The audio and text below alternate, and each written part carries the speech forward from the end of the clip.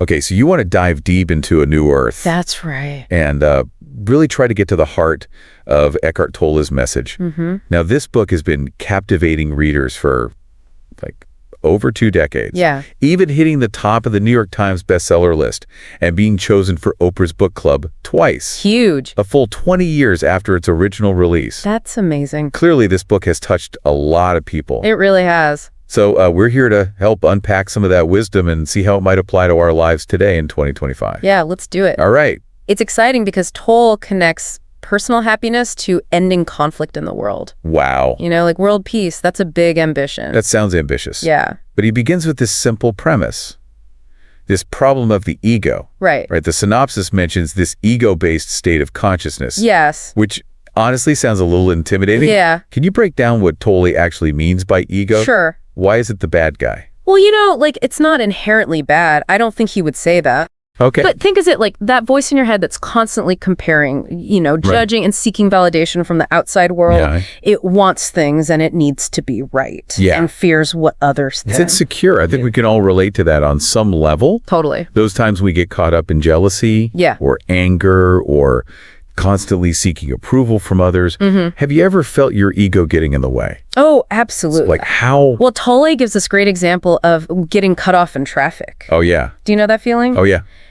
Your immediate reaction is anger and frustration. Yes. And Tolle argues that's coming from the ego, which feels threatened or disrespected. Oh, I totally get that. It's like my ego is saying, hey, I'm more important. How dare they cut me off? Exactly. It's true. It's that sense of self-importance that the ego inflates. Totally. And he suggests that if we can observe these ego-driven reactions without judgment, you know, then we can choose a more peaceful response. So it's about being aware of it. Right. And choosing not to engage in that way. Exactly. Interesting. That's what he means by transcending the ego. Okay. It's about shifting from a reactive state Yeah. to a more conscious and aware way of being. So if this ego is causing so much trouble, how do we escape its grip?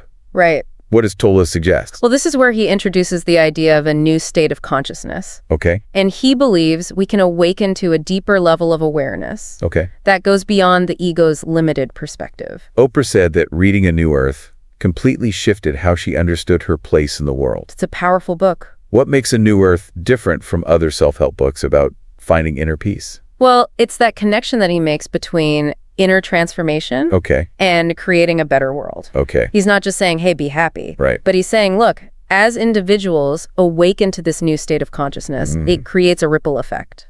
It can lead to more compassion and understanding. Right. And ultimately a more peaceful world. So that's like inner peace leading to outer peace. Yes, exactly. So when Tolle talks about a better world, is he talking about specific actions we should take? I don't think so. Or is it more about changing our way of being? It's definitely more about a shift in our being. Okay. You know, he believes that when we free ourselves from ego-driven fear and negativity, we naturally become more compassionate and understanding towards others. That makes sense. It's like when you're not constantly battling your own inner demons, you have more energy and capacity to connect with others. Yes. And contribute to something larger than yourself. And actually be present with other people. Exactly. That makes a lot of sense. Because so much conflict comes from fear, misunderstanding, and that feeling of separation from others. Right. And he argues that when we're truly present and connected to ourselves, we start to see the interconnectedness of all things. Okay. That's when compassion and empathy can flourish. That's beautiful. Yeah. This has been a really fascinating look at A New Earth. It has. We've unpacked the idea of the ego. Yes. The possibility of transcending it to find inner peace. Yeah. And how all of that connects to creating a better world. It's powerful stuff. It really is. And to you, dear listener, I'll leave you with this. If you could truly transcend your ego, how do you think your relationships and interactions with others would change? That's a great question. What kind of new earth would you help to create? Food for thought, isn't it?